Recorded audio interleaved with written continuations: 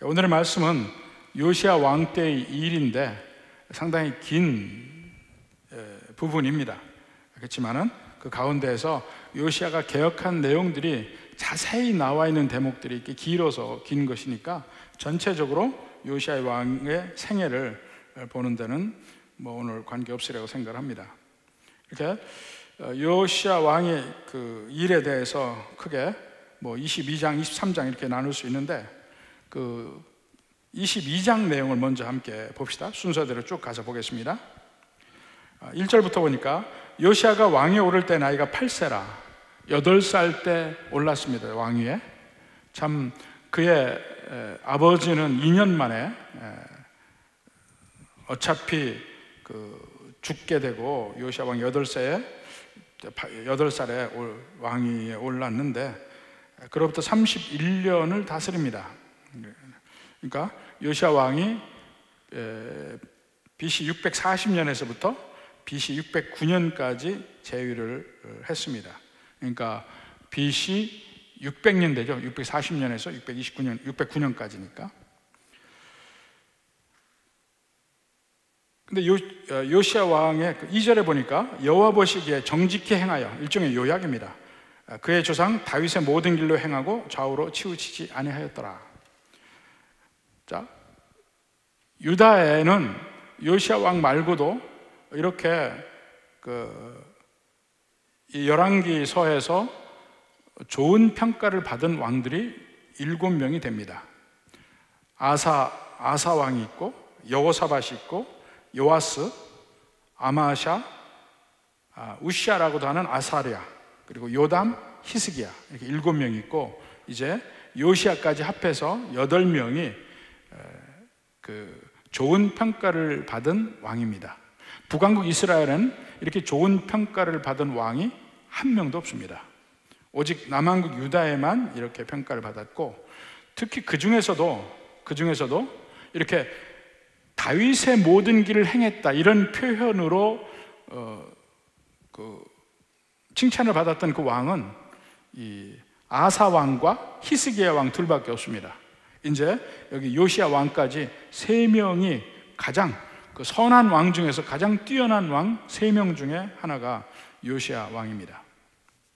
자, 요시야 왕이 한 일이 뭐냐면, 이제 나중에 이제 역대하를 보겠지만 우선 열왕기하에 있는 내용을 먼저 보겠습니다. 3절에 보니까 요시야 왕 18째 해에, 자, BC 640년에 왕이 되어서 18째는 BC 622년입니다. 이거 대단히 중요한 해입니다. 구약 역사 중에서 BC 622년이 대단히 중요한 해입니다. 18째 해에 왕이 무슬람의 손자 아살리아의 아들 서기관 사반을 여호와의 성전에 보내며 이르되, 너는 대제사장 hil기야에게 올라가서 백성이 여호와의 성전에 드린 은, 곧 문지키는 자가 수납한 은을 계산하여 성전 맡은 감독자의 손을 넘겨주고 수리하게 하라. 7절에 그러나 그들의 손에 맡긴 은을 회개하지 말지니 자세히 따지지는 말라 입니다. 그들을 믿고 맡기라. 이걸 수납한 은을 계산해서 그 성전 개축하는데, 수리하는데 쓰게 하라. 구체적으로 이제 그 말씀대로 물론 됐겠지만 그 뒤에 어떻게 됐는지 말이 나오지 않지만 그 성전을 수리하는 중에 중요한 일이 벌어집니다. 8절부터 보니까 대제사장 hil기야가 서기관 사반에게 이르되, 내가 여호와의 성전에서 율법책을 발견하였노라. 자, 율법책을 발견했다고 합니다. 그래서 그 책을 서기관 사반에게 주고 사반이 왕에게서 그 앞에서 읽게 합니다. 자, 봅니까? 10절에 서기관 사반이 왕에게 말하 이르되, 제사장 hil기야가 내게 책을 주되다 하고 사반이 왕의 앞에서 읽음에 그 여호와의 성전에서 발견한 그 책을 읽게 됩니다. 근데 그게 율법책이었어요. 그 율법책이 뭐냐면 바로 신명기사라고 우리는 알고 있습니다. 신명기서. 자, 11절에 봅시다. 왕이 율법책의 말을 듣자 곧 그의 옷을 찢으니라. 왕이 제사장 hil기야와 사반의 아들 아히감과 미가의 아들 악볼과 사반과 아사에게 명령하여 이르되 너희는 가서 나와 백성과 온 유다를 위하여 이 발견한 책의 말씀에 대하여 여호와께 물으라. 자, 우리 조상들이 이 책의 말씀을 듣지 아니하며 이 책에 우리를 위하여 기록된 모든 것을 행하지 아니하였으므로 여호와께서 우리에게 내리신 진노가 크도다 하면서 여호와께 묻기 위해서 여선지 훌다에게 사람을 보냅니다. 자, 이 책 BC 622년에 발견된 이 책이 우리는 신명기라고 알고 있고, 여기에 대해서 이 19세기에 이 성경을 하나님의 말씀으로 읽는 사람들은 성경에 대해서 그냥 받아들이지 의심하지 않았어요. 근데 성경에 나오는 모든 기적이나 이런 것들에서 의심을 하고 인본주의적 입장에서 접근한 사람들이 말하기를 이 신명기가 옛날부터 있었던 책을 발견했다고 했는데 그게 아니라는 거예요. 그 당시 그 여호와의 신앙으로 개혁을 하기 위해서 그들이 새롭게 책을 썼는데 그게 신명기라는 거야. 그때 620년에 처음 책이 쓰여졌고 그 책을 근거로 해서 이게 발견됐다고 얘기를 했는데 모세가 썼다고 그들이 가짜로 썼다는 겁니다. 왜냐하면 자기들이 이런 식으로 개혁을 합시다 하고 하면 이 권위가 없잖아요. 그러니까 모세가 이렇게 쓴 책이 나왔습니다 하고 일종의 사기를 쳐서 왕에게 보여주고 그 요시아의 개혁이 이루어지게 했다. 이것이 자유주의 학자들의 견해입니다. 그래서 상당히 구약도 그 관점에서 모든 것을 봅니다. 그러니까 그 신명기가 BC 622년 그때 처음 쓰여지고 그걸 근거로 해서 다른 율법서가 나왔고 이런 식으로 얘기를 하는 거예요. 근데 전혀 그것을 밑받침할 만한 근거도 없고, 우리는 성경에 있는 모세가 쓴 걸 인정하고 볼 때 오히려 성경이 더 그 성경의 구조가 더 합당하게 맞는 것을 우리가 볼 수가 있습니다. 여하튼 요시야 왕이 이 책을 읽고 옷을 찢습니다. 하나님의 말씀이 이런데 우리가 하나님의 말씀을 지키지 않아서 이렇게 모든 괴로움과 벌을 받는구나 하고서 옷을 찢고, 그 다음에 이제 훌다를 통해서 하나님의 말씀을 듣습니다. 15절부터 20절까지 해서 훌다의 예언이 나옵니다. 그러니까 거기 있는 말씀대로 이스라엘에게 하나님께서 진노하시고 그 진노가 꺼지지 아니하리라 얘기합니다. 그러니까 17절 봅시다. 이는 이 백성이 나를 버리고 다른 신에게 분향하며 그들의 손이 모든 행위로 나를 경노하게 하였습니다. 그러므로 내가 이곳을 향하여 내린 진노가 꺼지지 아니하리라 하라 하셨느니라. 하나님의 심판이 이미 임할 것을 하나님이 작정하셨고 이것은 돌이키지 아니하리라 이렇게 얘기했습니다. 그런데 그 유다의 왕에게는 뭐라고 얘기했냐면 19절에 내가 이곳과 그 주민에 대하여 빈터가 되고 저주가 되리라 한 말을 내가 듣고, 지금 요시야 왕에게 하는 말입니다. 내가 듣고 마음이 부드러워져서 여호와 앞 곧 내 앞에서 겸비하여 옷을 찢고 통곡하였으므로, 요시야 왕이 그랬단 말입니다. 나도 내 말을 들었노라. 여호와가 말하노라. 그러므로 보라, 내가 너로 너희 조상들에게 돌아가서 평안히 묘실에 들어가게 하리니 내가 이곳에 내리는 모든 재앙을 내 눈이 보지 못하리라 하셨느니라. 훌다의 예언을 통해서 두 가지를 말합니다. 율법책을 보니까 이러이러한 악을 행하면 너희에게 재앙이 있게 되고 마침내 그곳에서 뽑힘을 당하고 그 신명기에 나오는 모든 예언의 말씀을 다 읽게 된 겁니다. 이게 진짜인가 하고 여선지 훌다에 가서 물으니까 맞다. 그리고 그 재앙이 임한다는 하나님의 약속의 말씀은 돌이키지 아니하리라. 제일 먼저 그 말입니다. 너에게 소망은 없다. 그렇지만 국률이 남아있긴 한데 이 율법책을 보고 마음을 겸비하고 겸손하게 하고 옷을 찢고 회개한 그 왕과 그 백성들은 그 진노를 보지는 않을 것이다. 지연될 것이라는 얘기입니다. 심판은 확실해요. 그러나 조금 지연될 것이다. 지금 현재 있는 사람들에게는 그것을 맛보지 않게 하리라. 근데 요시야가 회개합니다. 아까 19절에 있는 대로 옷을 찢고 통곡하였다고 이야기합니다. 근데 하나님이 그것 자체는 기뻐하신 거예요. 항상 하나님은 하나님의 백성들에게 계속 그런 말을 하십니다. 이사야서 66장 2절에 봅시다. 나 여호와가 말하노라 내 손이 이 모든 것을 지었으므로 그들이 생겼느니라. 하나님이 창조자라는 얘기죠. 물은 마음이 가난하고 심령에 통회하며 내 말을 듣고 떠는 자, 그 사람은 내가 돌본다. 하나님 앞에, 창조주 하나님 앞에 엎드리고 그 하나님을 인정하고 그 하나님 뜻에 순종하려고 하는 그 사람은 내가 돌보겠다 하는 약속의 말씀입니다. 그래서 요시야 왕도 바로 그러한 자세를 갖게 되니까 하나님이 그를 돌보신다는 얘기를 합니다. 그러나 이스라엘 전체에 대한 심판은 이미 정해졌어요. 언제 정해졌느냐? 므낫세 왕 때 이미 정해진 것입니다. 자, 그 다음에 구체적으로 이제 하나님의 저주가 임하는 장면은 23장에 계속 나오는데, 자, 이미 그 훌다의 예언이 있었습니다. 심판은 면하기 힘들다. 그렇지만 이번 때는 아니다. 자, 이게 훌다의 예언이 있어요. 그런 가운데 그 다음에 요시야 왕이 행하는 그 일들 한번 보십시오. 먼저 23장 1절부터 3절까지 봅시다. 왕이 보내 유다와 예루살렘의 모든 장로를 자기에게 모으고 이에 왕이 여호와의 성전에 올라가며 유다 모든 사람과 예루살렘 주민과 제사장들과 선지자들과 모든 백성이 노소를 막론하고 다 왕과 함께 한지라. 왕이 여호와의 성전 안에서 발견한 언약책의 모든 말씀을 읽어 무리의 귀에 들리고, 신명기를 다 읽었단 말입니다.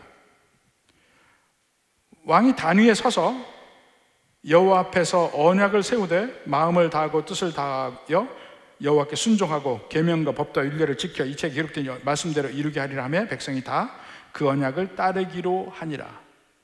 다시 한번 언약을 갱신하는 광경이 나옵니다. 근데 그들이 누굽니까? 이미 심판의 예언이 있고 돌이키지 아니라는 하나님의 말씀이 있은 뒤에도 하나님의 언약의 말씀을 우리는 지키리라 하는 겁니다. 그리고 4절부터 20절까지는 그 전까지 있었던 모든 죄악된 일을 강력하게 요시야 왕이 없애는 거예요. 산당과 바알과 아세라와 이 모든 신상들을 없애고, 이런 일들이 쭉 나옵니다. 그래서 모든 일을 보여주는데, 예를 들어서 하나 보여주면 7절에 봅시다. 7절에 여호와의 성전 가운데 남창에 집을 헐었으니 이곳은 여인이 아세라를 위하여 휘장을 짜는 처소였더라. 전에 바알 신앙을 얘기했죠. 바알 신은 비의 신입니다. 그래서 사람들이 가서 바알에게 제사를 지내면 그 바알에게 비를 내리게끔 촉진하는 행위로 거기 있는 여사제들과 성행위를 했어요. 이 신전에서 성행위를 한 겁니다. 근데 여기서 뭐가 나옵니까? 그 바알 신의 그 상대인 아세라, 이게 여신이죠. 여신을 숭배하는 데는 여자들이 가서 또 그 일을 합니다. 어떻게 합니까? 성전에 남창들이 있어요. 남창들과 함께 자면서 성행위를 합니다. 근데 그 자체가 풍요를 기리는 제사의 행위 중에 하나예요. 여기 있는 그대로 아세라를 위하여 휘장을 짜는 처소라. 그런 걸 다 헐었단 말입니다. 헐고 계속 나오는 얘기가 뭐냐면 더럽게라는 말이 나와요. 자, 8절에도 더럽게, 게바에서부터 브엘세바에 더럽게 하고, 또 13절에도 보면 여호와의 멸망의 산 앞에서 오른쪽에 선 산당들을 왕이 더럽게 하였다. 그리고 16절에도 그 제단을 불살라 그 제단을 더럽게 하니라. 더럽게 한다 이런 말이 나오죠.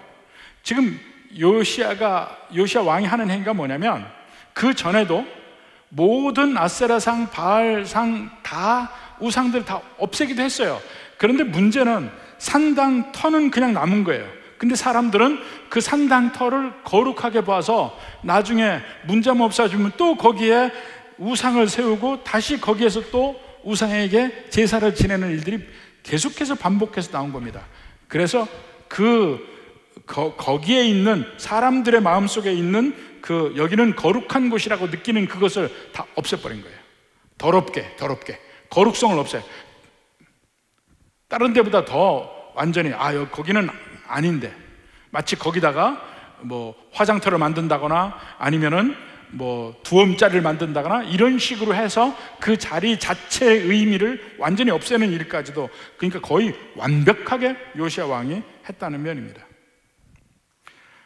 자, 이렇게 나오는데 여호와의 언약 갱신에서 완전히 모든 걸 다 우상 숭배하는 걸 없애는 장면까지 나오는데, 자, 이 전체 구조를 보면 22장에서 이 모든 것의 시작이 율법서를 발견해서 그 일이 된 것 같아요. 율법서를 발견했기 때문에 그 모든 율법서의 내용대로 해서 그 개혁이 이루어졌다. 이것이 자유주의 학자들의 이야기입니다.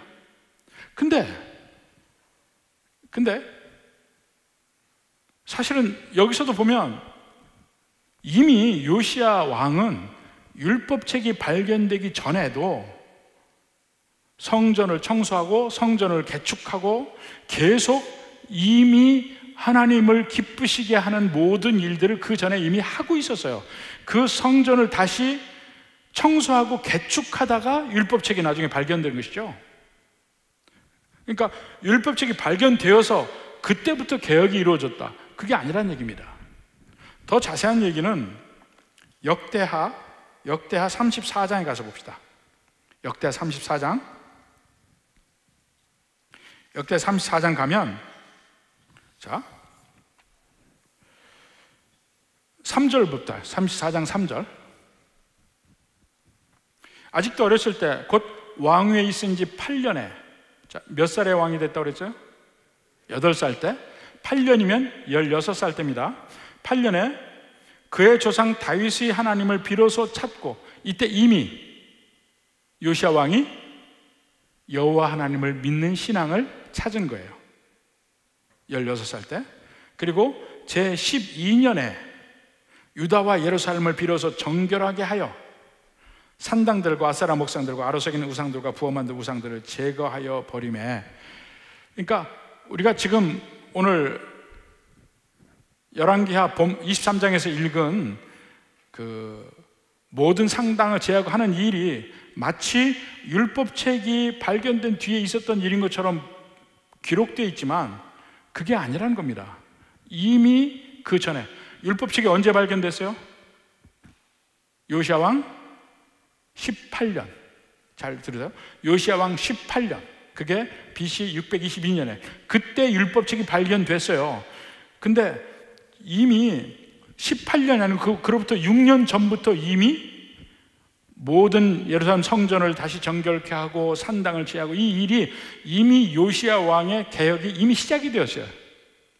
그러니까 율법책을 이용해서 그 제사장과 무리들이 개혁을 주도하고 여호와의 신앙을 회복했다 하는 말이 맞지가 않다는 얘기입니다.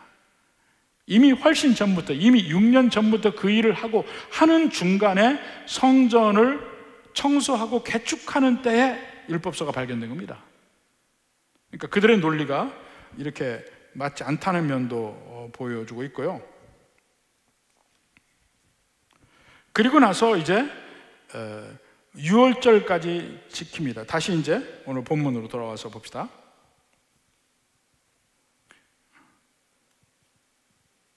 그걸 마저 볼 걸 그랬구나.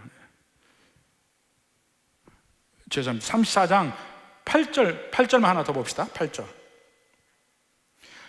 요시야가 왕위에 있은 지 18째 해에 그 땅과 성전을 정결하게 하기를 마치고 그의 하나님 여호와의 전을 수리하려 할 때, 그때에 율법책이 발견된 게 역대하에도 이 뒤에 나옵니다. 그러니까 그 전에도 이미 충분히 요시야 왕은 개혁을 하고 있었어요. 개혁을 충분히 오랫동안 하고 있었습니다. 그러니까 그 말이 맞지 않다는 걸 다시 한번 보여주고 다시 이제 오늘 본문으로 갑니다. 본문으로 가서 보면 21절부터 봐요. 21절. 20절까지 계속 그 산당을 제하고 뭐 모든 우상을 제하고 더럽히고 그 일이 다 나옵니다. 그리고 21절부터 23절까지 보니까 왕이 뭇 백성에게 명령하여 이르되, 이때는 유월절을 지키라고 그래요. 유월절을 지키라. 그래서 22절에 사사가 이스라엘을 다스리던 시대부터 이스라엘 여러 왕의 시대와 유다 여러 왕의 시대에 이렇게 유월절을 지킨 일이 없었더니, 유월절을 제대로 지킨 거예요. 유월절을 제대로 지키려면 미리미리 양을 준비해서 그 양을 잡고 그 모든 유월절에 지켜서 행하는 일들을 다 행하고 그 유월절을 지키는 겁니다. 그래서 23절에 요시야 왕 18째 해에 예루살렘에서 여호와 앞에 이 유월절을 지켰더라. 그러니까 요시야 왕 18년 BC 622년에 율법책도 발견했고 언약 갱신을 했고 유월절도 처음 지킨 겁니다. 이 해가 아주 중요한 해예요. 그러면서 이제 24절 25절에 요시야가 또 유다 왕과 예루살렘 모인에 신접한 모든 걸 다 제하고 대제사장 hil기야가 여호와의 성전에서 발견한 책에 기록된 율법의 말씀을 이루려 함이라. 요시야와 같이 마음을 다하며 뜻을 다하며 힘을 다하여 모세의 모든 율법을 따라 여호와께로 돌이킨 왕은 요시야 전에도 없었고 후에도 그와 같은 자가 없었더라. 한번 23장 전체를 다시 생각해 보십시오. 제일 먼저 1절부터 3절까지 언약 갱신했죠. 대대적으로 개혁을 해서 산당, 우상 다 없앴죠. 제대로 이제까지 사사시대 이후 지낸 적이 없는, 그러니까 이처럼 제대로 성대하게 유월절을 지킨 적은 없다는 겁니다. 그런 유월절을 지켰죠. 다시 한번 우상을 없애는 걸 강조했죠. 전무후무한 왕이더라 까지 나왔으면 이 논리의 흐름으로 보면 그래서 하나님이 뜻을 돌이켰더라 이 말이 나와야 되는데 그 말이 안 나와요. 26절 시작이 뭡니까? 그러나 그 말이 안 나와요. 그러나 여호와께서 유다를 향하여 내리신 그 크게 타오르는 진노를 돌이키지 아니하셨으니 이는 므낫세가 여호와를 경노하게 한 그 모든 경노 때문이라. 이미 므낫세 왕 때 돌이킬 수 없는 강을 이미 건넜다는 겁니다. 27절 여호와께서 이르시되 내가 이스라엘을 물리친 것 같이 유다도 내 앞에서 물리치며 내가 택한 이 성 예루살렘과 내 이름을 거기에 두리라 한 이 성전을 버리리라 하셨더라. 바꿀 길은 없습니다. 어떠한 회개도 어떠한 개혁도 바꿀 수 있는 게 없었습니다. 지금 유다 왕국의 그 나라 중에서 솔로몬 때 이후로 요시야 왕 때처럼 그렇게 하나님을 믿는 신앙이 다시 새롭게 되고 밝게 빛나고 거룩하게 된 그 때가 없었음에도 불구하고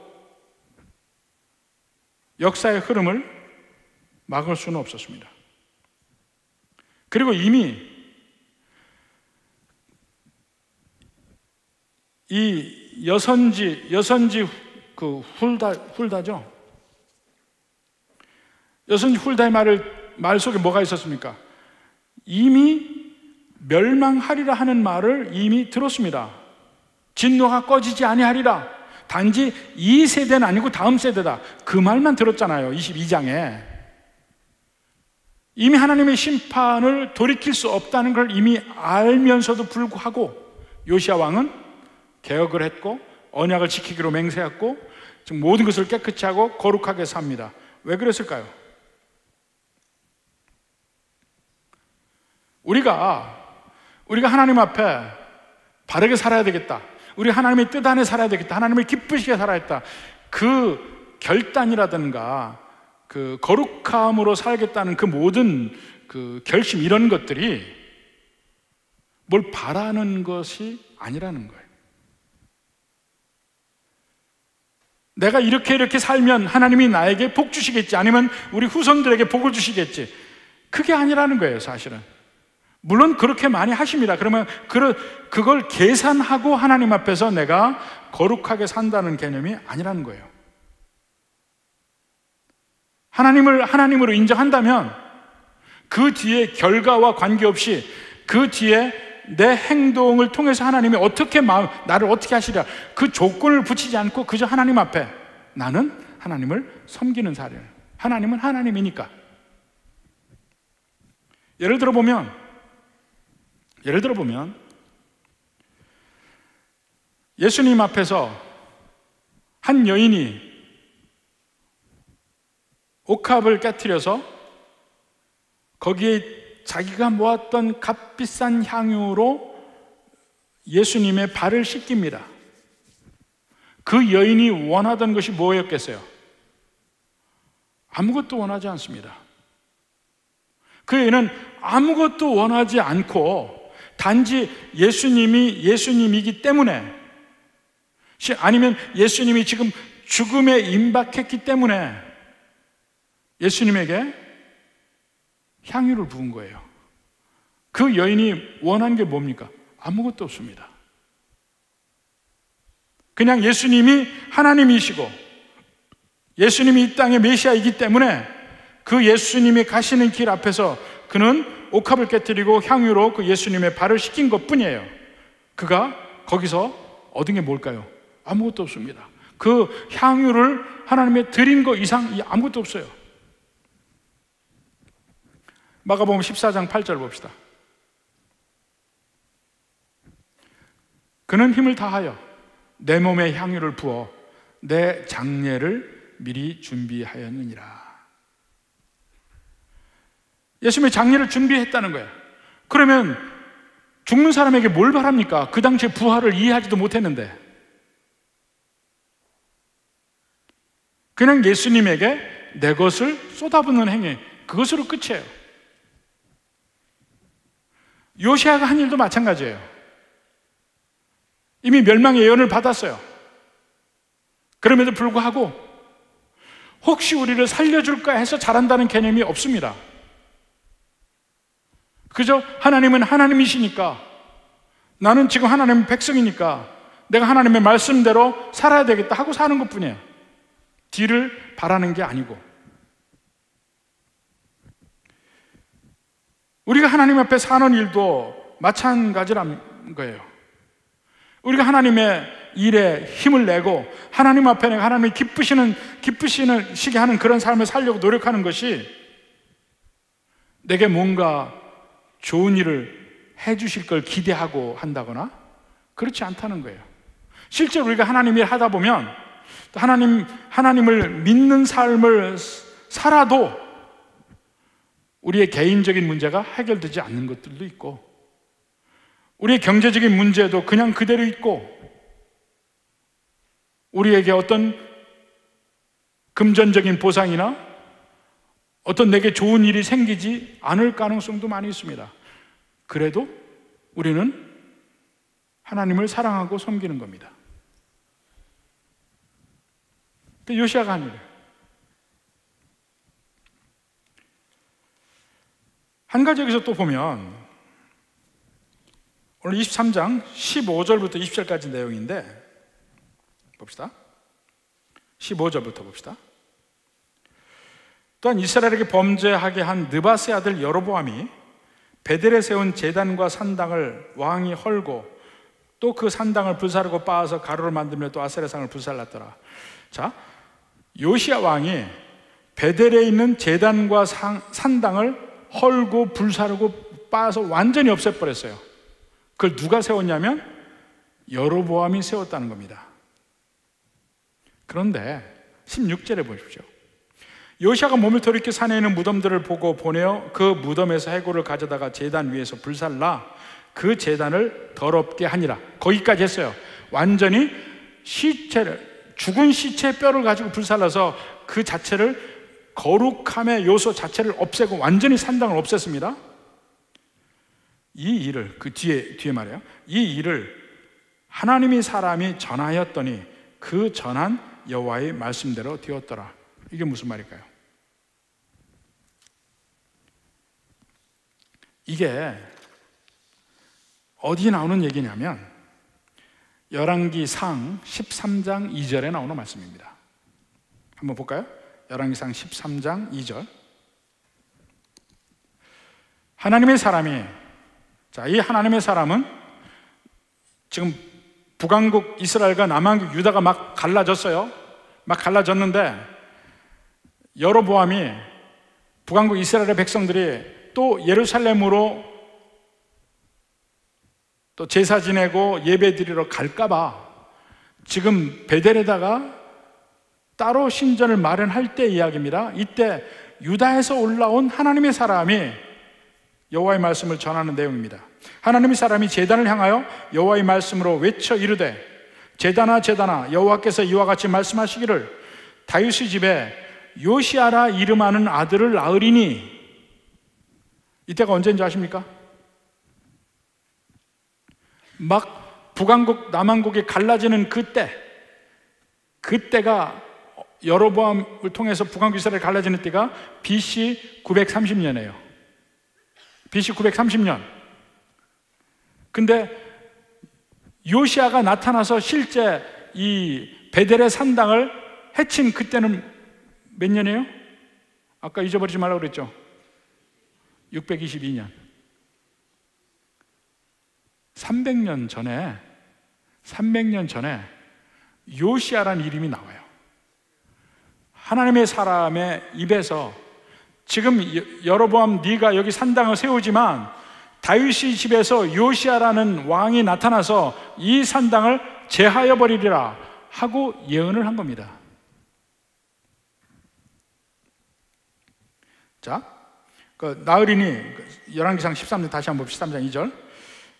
요시아라 이름하는 아들을 낳으리니 그가 내 위에 분향하는 산당 제사장을 내 위에서 제물로 바칠 것이요. 시체들 다 가루로 빻아서 제사장도 다 불태웠죠. 또 사람의 뼈를 내 위에서 사리리라. 지금 그대로 했죠. 우리 본문에 보면 그렇게 예언을 하고 그 여호와의 사람이 다시 유다로 돌아갑니다. 근데 유다로 돌아갈 때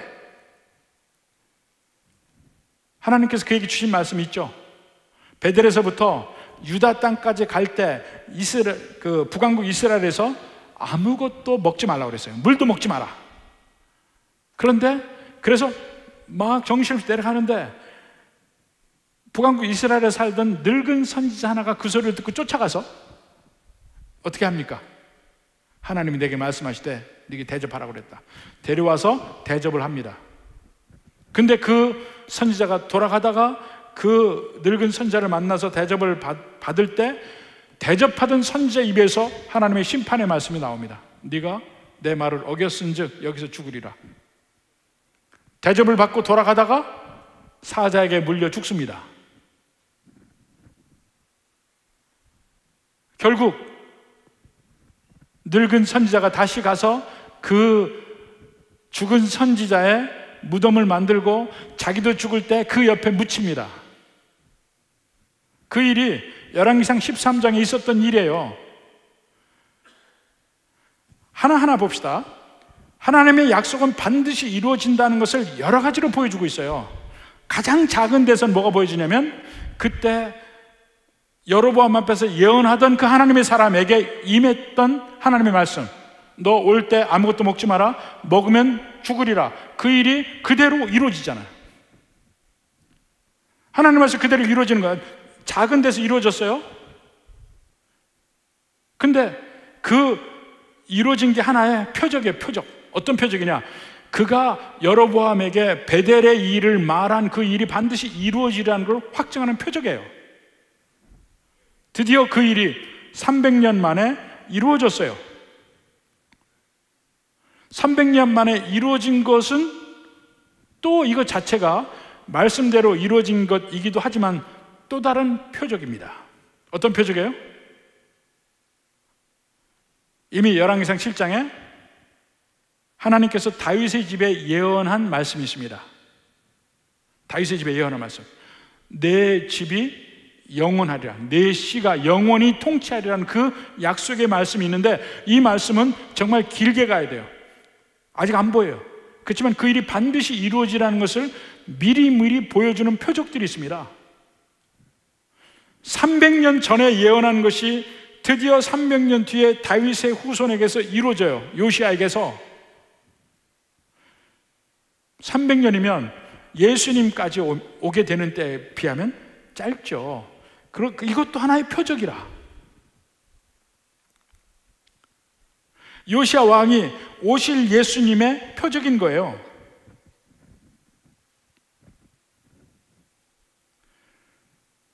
언약이 언약대로 되리라, 말씀대로 되리라는 것이 드디어 300년 뒤에 이루어졌습니다.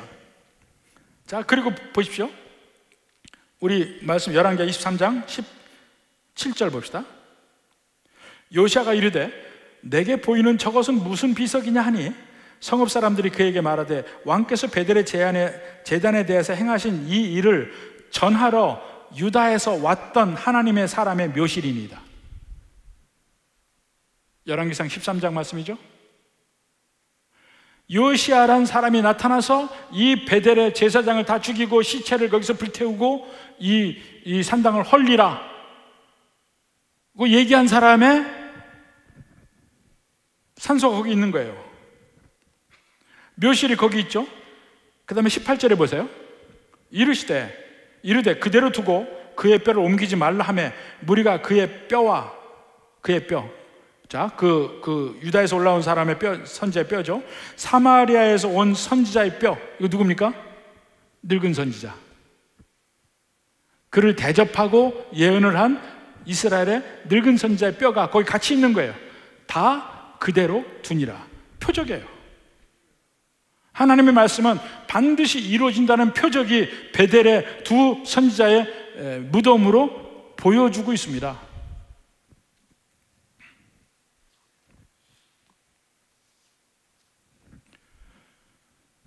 이 말씀이 결국 뭘 얘기합니까? 나중에 다윗에게 약속한 그 말씀이 이루어지는 그때 하나님의 말씀이 하나도 땅에 떨어지지 않고 그대로 이루어지는 것을 볼 수 있을 거란 말입니다. 계속해서 작은 표적, 중간 표적, 큰 표적, 드디어 예수님이 오시는 그 모든 의미를 구약에서 이런 식으로 우리에게 주고 있습니다. 여기 솔로몬 왕 이후에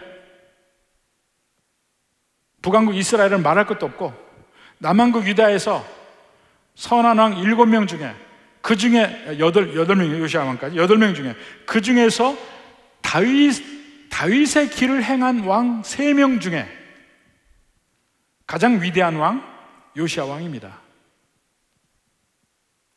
근데 그가 왔어도 그가 그렇게 놀라운 개혁을 이루고 하나님 앞에 제대로 회개하고 모든 일을 그렇게 했어도 하나님의 심판은 뒤집어지지가 않았어요.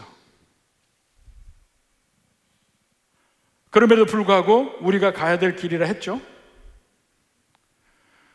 진정한 다윗의 후손 요시야 왕이 표적으로 보인 진정한 다윗의 후손 다윗의 왕인 예수님이 오셔도 이 세상의 심판은 취소되지 않아요. 그냥 이 세상은 심판이 됩니다. 단지 그 안에 있는 하나님의 백성들이 구원을 받을 뿐이죠. 그리고 마침내 그 요시야 왕보다 더 위대한 예수님이 오셔서 이 모든 일을, 더 선한 일을 온전히 이루십니다. 그래서 하나님의 말씀은 약속된 것이 하나도 땅에 떨어지지 않고 그대로 이루어지는 면을 작은 확증에서부터 조금 더 큰 확증 이런 걸 통해서 계속해서 표적으로 보여주고 있습니다. 여로보암에 나타난 선지자는 바로 그 며칠 상간으로 자기에게 일어난 일을 바로 경험하죠. 그가 이야기한 예언은 300년 뒤에 이루어지죠. 다윗에게 한 하나님의 약속의 말씀은 곧 그 뒤에 1000년 뒤에 예수님에게서 이루어집니다. 그리고 예수님의 약속도 예수님이 다시 오시는 그날에 모든 것이 이루어집니다. 이 땅의 심판은 면할 길은 없습니다. 요시야 왕이 와서도 이 남한국 유다 멸망을 면할 길이 없었던 것처럼 이 세상도 구세주가 와도 면할 길은 없습니다. 단지 그 예수님을 믿는 모든 백성들의 삶에서 구원이 임하는 것뿐입니다. 부디 이 하나님의 말씀의 정확하심, 틀림없이 약속을 그대로 이루심, 말씀대로 그냥 하심, 이것을 확실하게 보아서 하나님의 더 은혜로운 모든 삶을 사는 우리 성도들 되기를 주님의 이름으로 축원합니다.